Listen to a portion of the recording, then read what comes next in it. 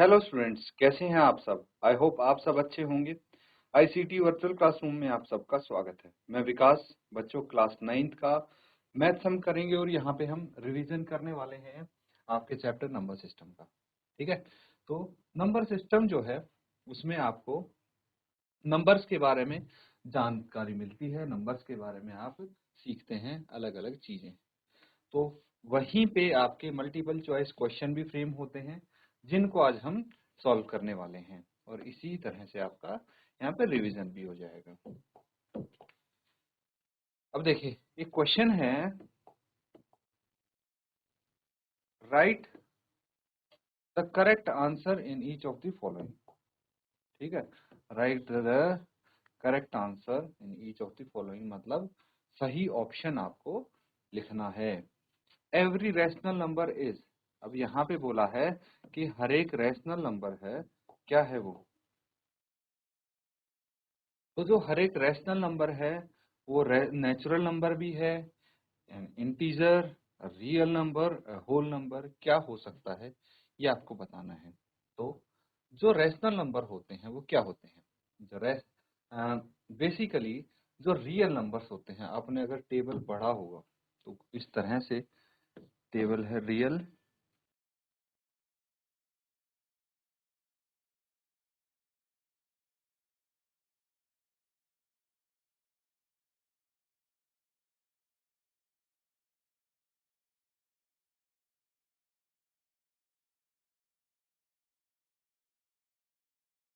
तो बच्चों यहाँ पे जो रियल नंबर्स हैं उनको कैटेगराइज किया गया है रैशनल नंबर्स में एंड इर्रेशनल नंबर्स में। ठीक है, रैशनल नंबर्स में और इर्रेशनल नंबर्स में। अब रैशनल नंबर्स को अलग अलग चीजों में क्लासिफाई किया गया है। ठीक है, जैसे फ्रैक्शंस हो गए, इंटीजर्स हो गए, इस तरह से। अब यहाँ पे आपसे क्या पूछा है कि एवरी, हर एक रैशनल नंबर जो होता है और क्या हो सकता है वो, नेचुरल नंबर हो सकता है। चलिए एलिमिनेट करके देखते हैं, वैसे डायरेक्ट हम आंसर भी लिख सकते हैं कि हर एक जो रैशनल नंबर है वो रियल नंबर हो सकता है। क्यों? क्योंकि रियल नंबर के अंडर ही आता है, इसी कैटेगरी में आते हैं रैशनल नंबर और इरेशनल नंबर भी। तो रैशनल नंबर तो ऑब्वियसली जितने भी रैशनल नंबर है सब रियल नंबर होंगे ही होंगे, है ना। लेकिन सब रियल नंबर रैशनल नंबर हो ये जरूरी नहीं है। क्यों? क्योंकि कुछ रियल नंबर इरेशनल भी हो सकते हैं। समझ में आ रहा है? तो इसीलिए हम इसका तो करेक्ट ऑप्शन ये लगा सकते हैं कि हर रैशनल नंबर क्या एक रियल नंबर हो सकता है। लेकिन क्या हर रैशनल नंबर एक नेचुरल नंबर हो सकता है? बिल्कुल नहीं, ये नहीं होगा करेक्ट आंसर। क्यों? क्योंकि कुछ रैशनल नंबर हैं जो होल नंबर भी हो सकते हैं, या कुछ हैं जो इंटीजर भी हो सकते हैं, कुछ हैं जो भाई आपके डेसिमल भी हो सकते हैं। तो अलग अलग हैं। अब बात आती है कि एक इंटीजर हो सकते हैं, मैंने वही बोला कि हर एक रैशनल नंबर इंटीजर नहीं हो सकता, कुछ नेचुरल नंबर भी हो सकते हैं और होल नंबर भी नहीं हो सकता, है ना। तो ये तीनों ऑप्शन एलिमिनेट हो जाते हैं। आपका ऑप्शन सी करेक्ट ऑप्शन है, नोट करेंगे।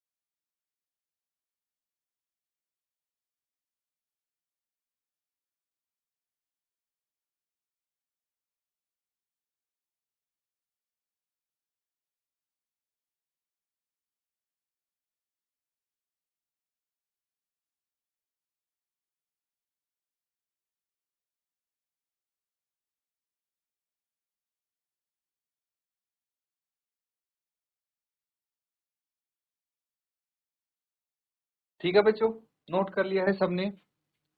चलिए अगला सवाल देखिए, यहाँ पे हम डिटेल में इनको डिस्कस करेंगे, जो कॉन्सेप्ट्स हैं आपके और अच्छे से क्लियर हो जाएंगे, इसलिए हर क्वेश्चन को हम काफी डिटेल में डिस्कस करने वाले हैं। बिटवीन टू रैशनल नंबर्स, इनमें से कौन सा स्टेटमेंट करेक्ट है? There is no rational number, there is exactly one rational number, there are infinitely many rational number, there are only rational numbers and no irrational numbers. तो यहाँ पे आपको कौन सा ऑप्शन करेक्ट लग रहा है?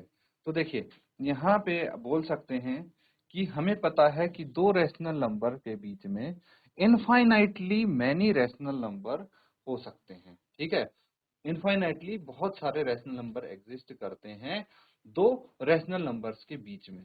तो आप बोल सकते हैं यहाँ पे कि जैसे 5 एंड 6 हैं, दो रैशनल नंबर हैं, इनके बीच में आपका बहुत सारे रैशनल नंबर एग्जिस्ट करेंगे। ठीक है, तो ऑप्शन सी यहाँ पे करेक्ट होता हुआ लग रहा है।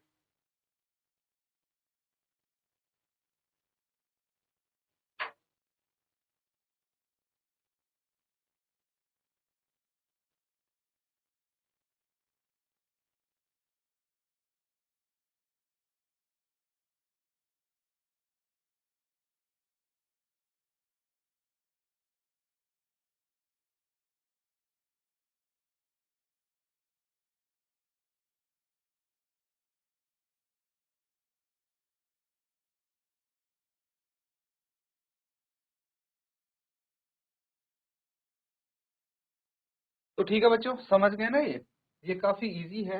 अब दो रैशनल नंबर के बीच में क्या है? There is no rational number, ऐसा तो हो ही नहीं सकता। यहाँ पे देखिए एग्जांपल के तौर पे हमने कितने सारे रैशनल नंबर लिख दिए हैं। There is exactly one rational number, ये भी अपने आप गलत होगा क्योंकि एक से ज्यादा तो हमने यहाँ पे रैशनल नंबर लिख ही दिए हैं। अब सी और डी की जहां तक बात आती है, तो there are only rational number, ठीक है, एंड नो इरेशनल नंबर्स, ये स्टेटमेंट गलत होगी क्योंकि यहाँ पे रैशनल नंबर भी होते हैं और इरेशनल नंबर भी हो सकते हैं बहुत सारे बिटवीन टू रैशनल नंबर्स, है ना। तो यहाँ पे नो नहीं आता और यहाँ ओनली नहीं आता। अगर ये लिखते there are rational number and irrational numbers, तो ये स्टेटमेंट डी भी सही होता, लेकिन अब ये भी गलत है, इसीलिए सी सही था आपका ऑप्शन। अगला करते हैं अब,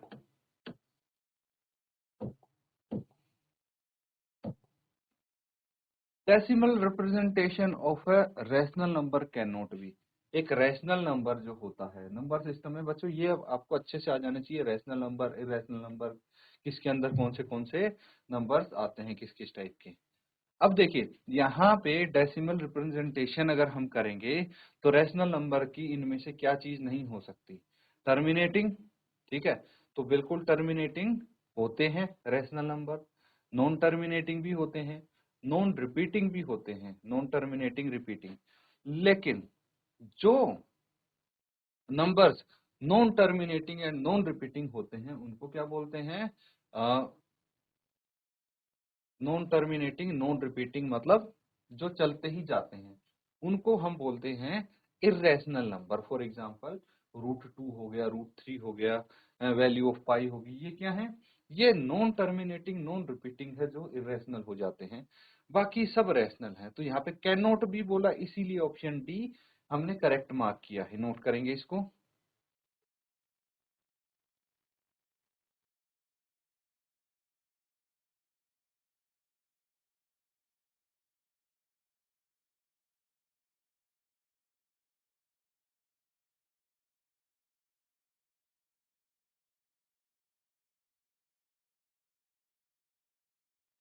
ठीक है, नोट कर लिया है।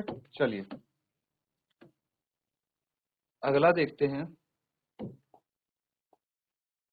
The product of any two irrational number is, कोई भी दो इरेशनल नंबर ले लो और उनका जो प्रोडक्ट करेंगे तो इनमें से कौन सा ऑप्शन सही है?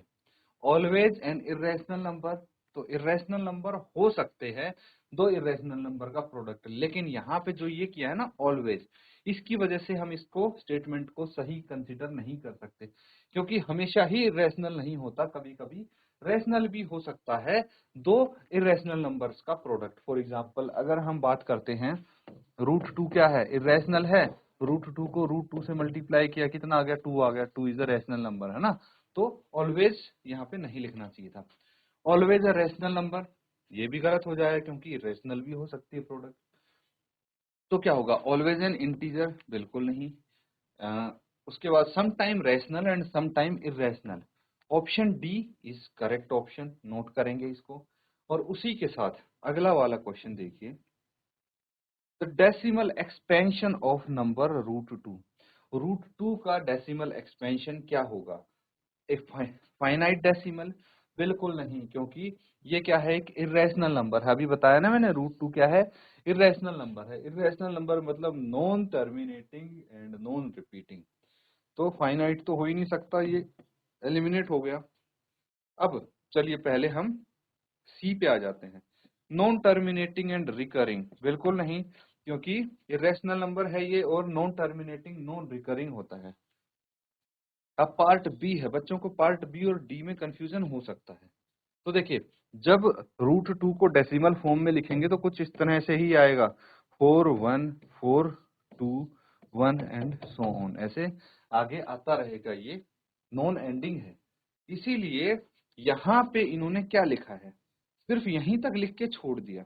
अगर आगे ये डॉट डॉट डॉट लगाते तब तो बात बन जाती, लेकिन इन्होंने ऐसा कुछ नहीं किया है, इसीलिए ये ऑप्शन भी करेक्ट हो गया, है ना, इनकरेक्ट हो गया, क्योंकि ये तो, और आगे डॉट डॉट डॉट भी आना था, कंटिन्यू हो रहा है, इन्होंने बोला यहीं पे एंड हो जाएगा ये।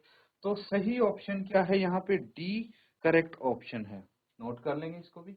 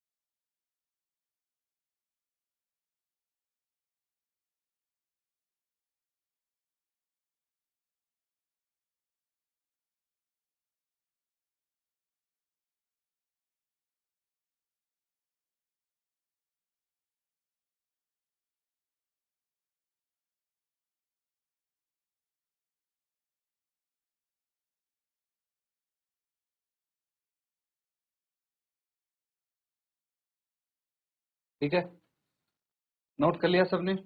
चलिए अब आगे करते हैं नेक्स्ट क्वेश्चन।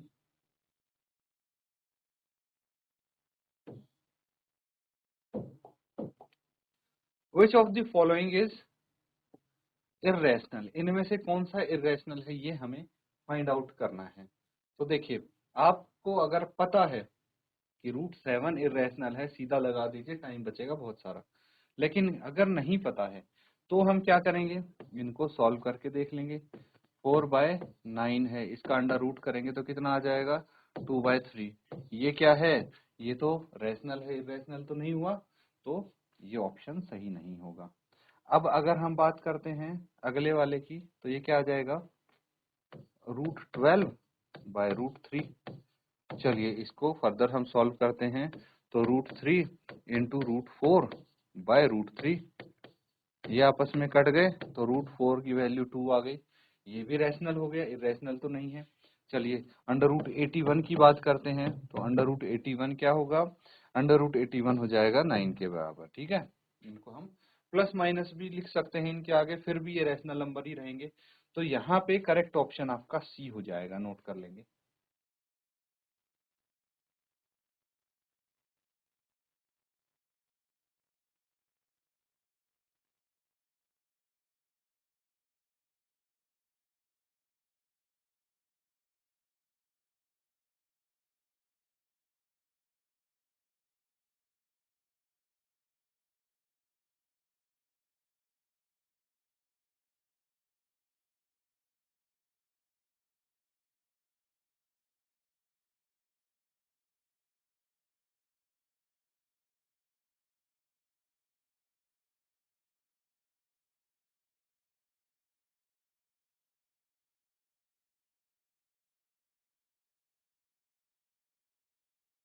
ठीक है, नोट कर लिया है। चलिए अगला सवाल देखते हैं। अब यहाँ पे आपको बोला गया है which of the following is irrational number. तो इरेशनल नंबर कौन सा है ये बताना है। अब अगर पार्ट ए की बात करें तो ये क्या है, 0.14 इज अ टर्मिनेटिंग डेसिमल। ये क्या है, एक टर्मिनेटिंग डेसिमल है। तो ये इरेशनल तो हो ही नहीं सकता, क्योंकि इरेशनल नंबर क्या होते हैं, non terminating and non repeating. अगर मैं बात करूं 0.14 और 16 के ऊपर बार लगा है, क्या लगा है, बार लगा है, इसका मतलब क्या है कि ये रिपीट होता रहेगा। 0.1416 अगर लिखा है, इसके ऊपर बार लगा है, इसका मतलब 0.14161616 ये 16 रिपीट होता रहेगा। समझ में आ रहे हैं। तो ये क्या है, रिपीटिंग डेसिमल है ना, नॉन टर्मिनेटिंग है लेकिन रिकरिंग है, इसीलिए ये भी इरेशनल नहीं हो सकता। क्यों नहीं हो सकता, क्योंकि इरेशनल तो नॉन रिपीटिंग होता है। अब अगर इसकी बात करते हैं तो इसका मतलब ये है 0.1416 अगर आप इसके ऊपर पूरे ऊपर बार लगाते हैं, यानी 141614141416 एंड सो ऑन। ठीक है, ये ऐसे रिपीट होता रहेगा। तो नॉन टर्मिनेटिंग है लेकिन again this is repeating recurring decimal, तो ये भी इरेशनल नहीं हो सकता। बचा कौन सा, ये देखिए, इसमें ये रिपीट नहीं हो रहा। बताता हूँ, ध्यान से देखेंगे कैसे। 0.401 4001 40001 और ऐसे ही ये बढ़ते जाएंगे जीरोस। तो रिपीट नहीं हो रहा ना कोई भी, 4 रिपीट हो रहा है लेकिन पर्टिकुलर पैटर्न नहीं है। जैसे यहाँ पे 1416 के बाद फिर से 1416 आया है, लेकिन यहाँ पे 40 के बाद 1 आया है ना, 401 के बाद वापस से 4 आया है, लेकिन फिर से 001 के बाद वापस 4 आया है, और यहाँ पे 0001 के बाद 4 आया है। तो ये रिपीटिंग नहीं होगा और ना ही ये टर्मिनेटिंग है। तो non terminating non recurring decimal है, इसलिए इसको इरेशनल नंबर बोल सकते हैं। तो ये option D will be correct option. Note करेंगे इसको।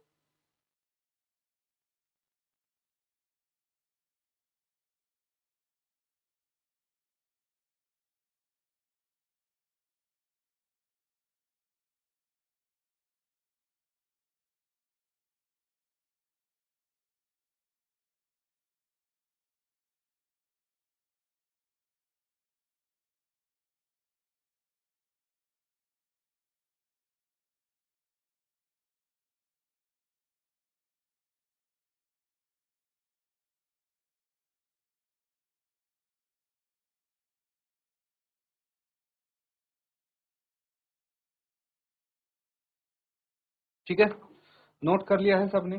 चलिए आगे देखते हैं। अब ये क्वेश्चन देखिए क्या बोला है इसमें।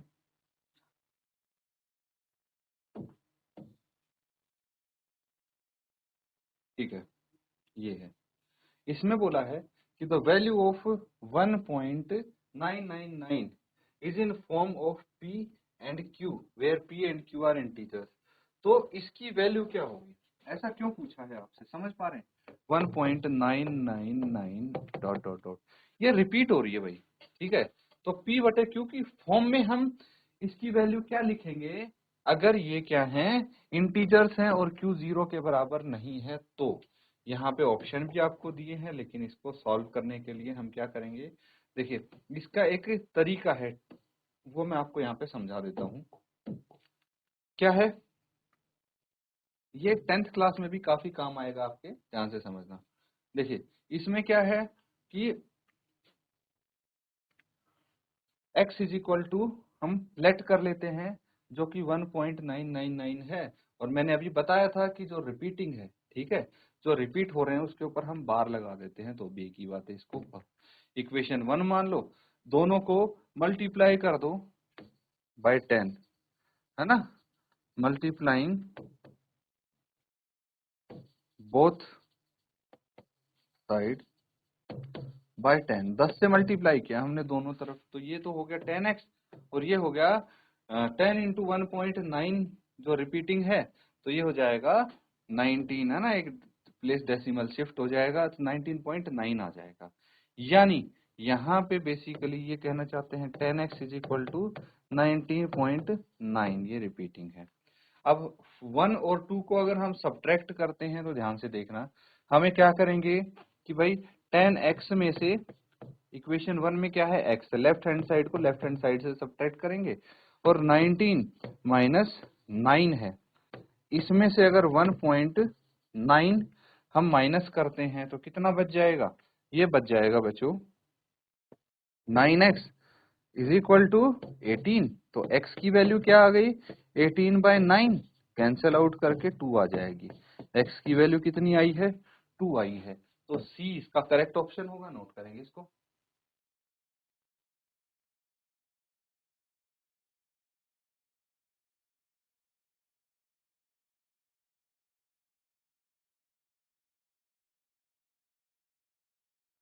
ठीक है, नोट कर लिया है ये।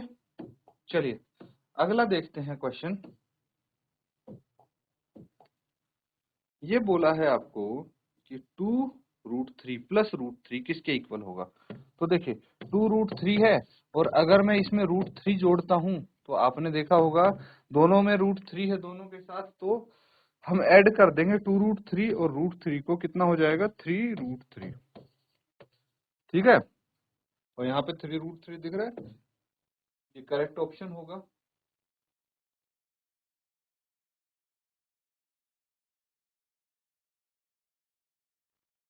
ठीक है, चलिए एक और क्वेश्चन है, आपसे पूछा है 10 रूट है, ये है ना, √10 इंटू √15 किसके बराबर होगा यहाँ पे। चलिए ऑप्शंस देख लीजिए या बाद में देख लेंगे, इसको हम सॉल्व करने की कोशिश करते हैं। तो ये 10 रूट क्या हो गया, ये हो गया 2 इंटू 5 इंटू √15 क्या हो गया 3 इंटू 5, है ना। तो इसको ऐसे लिख सकते हैं आप 2 इंटू 5 इंटू 3 इंटू 5। देखिए 5 का यहाँ पे पेयर बन रहा है, तो 5 बाहर आ जाएगा, और अंदर क्या बच गया 2 इंटू 3। तो देखिए इनमें से तो कोई बाहर नहीं निकल रहा, मतलब 5√6 आपका करेक्ट आंसर आ जाएगा। ये रहा option B will be your correct option, note कर लेंगे इसको।